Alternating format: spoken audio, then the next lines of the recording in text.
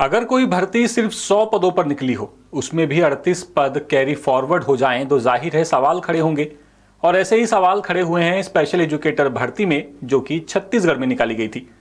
छत्तीसगढ़ के स्कूल शिक्षा विभाग में स्पेशल एजुकेटर यानी कि विशेष शिक्षकों की भर्ती का यह पूरा विवाद है। 100 पदों पर शुरू हुई सीधी भर्ती प्रक्रिया में 62 पदों पर नियुक्तियां दी गईं, जबकि 38 पदों को निरस्त कर कैरी फॉरवर्ड किए जाने का मामला अब सामने आया है। अभ्यर्थियों ने पूरी प्रक्रिया में नियमों की अनदेखी और विभाग के लेवल पर गंभीर गड़बड़ियों के आरोप लगाए हैं। भर्ती में प्राथमिक के 21, उच्च माध्यमिक के 21 और माध्यमिक के 20 पदों पर नियुक्तियां दी गई हैं। इसके अलावा प्राथमिक के 29 और उच्च प्राथमिक के 9 पदों को कैरी फॉरवर्ड किया गया, यानी कुल 38 पदों पर भर्ती नहीं हो सकी। यहीं से अभ्यर्थियों के सवाल खड़े होते हैं कि जब भर्ती प्रक्रिया शुरू की गई तो बाकी बचे पदों को बीच में ही खत्म करने की जरूरत क्यों पड़ी। अभ्यर्थियों का सबसे बड़ा आरोप भर्ती की समय सीमा को लेकर के है। उनका कहना है कि विज्ञापन की वैधता 1 साल थी, लेकिन विभाग ने महज 10 महीने में ही 15 जुलाई 2026 को भर्ती प्रक्रिया खत्म कर दी।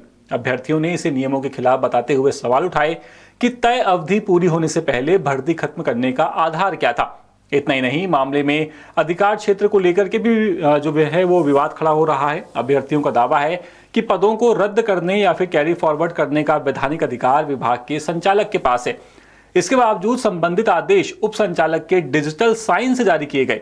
भर्ती प्रक्रिया में सबसे ज्यादा नाराजगी उन अभ्यर्थियों में है जो शिक्षक पात्रता परीक्षा यानी कि टीईटी पास करने के बाद डॉक्यूमेंट वेरिफिकेशन में भी पात्र पाए गए थे। आरोप है कि ऐसे उम्मीदवारों को काउंसलिंग में शामिल कर स्कूल आवंटन करने के बजाय बाद में अपात्र कर दिया गया।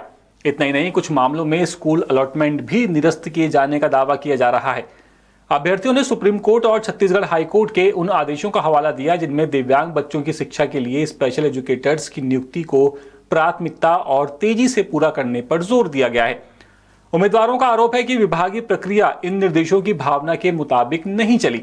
अब अभ्यर्थियों ने मामले को लेकर के स्कूल शिक्षा मंत्री, विभागीय प्रशासनिक अधिकारियों और केंद्रीय शिक्षा मंत्रालय तक शिकायत भेजी है। उनका आरोप है कि भर्ती प्रक्रिया में हुई गलतियों और विसंगतियों को सामने आने से रोकने के लिए प्रक्रिया को जल्दबाजी में खत्म किया गया। अभ्यर्थी पूरे मामले की जांच और पात्र उम्मीदवारों को उनका अधिकार देने की मांग कर रहे हैं। अब देखते हैं स्कूल शिक्षा विभाग इन आरोपों पर क्या जवाब देता है और 38 पदों को कैरी फॉरवर्ड करने के फैसले की समीक्षा होती है या नहीं। ये पूरी खबर रायपुर से हमारे विशेष संवाददाता विनय वर्मा लेकर के आए थे। अपडेट्स के लिए आप बने रहिए द सूत्र के साथ। नमस्कार। लेटेस्ट, इन्वेस्टिगेटिव और इन डेप्थ खबरें देखने के लिए ज्वाइन कीजिए द सूत्र का व्हाट्सएप चैनल, सब्सक्राइब कीजिए यूट्यूब चैनल, लाइक कीजिए फेसबुक पेज और पढ़ते रहिए www.daसूत्र.com।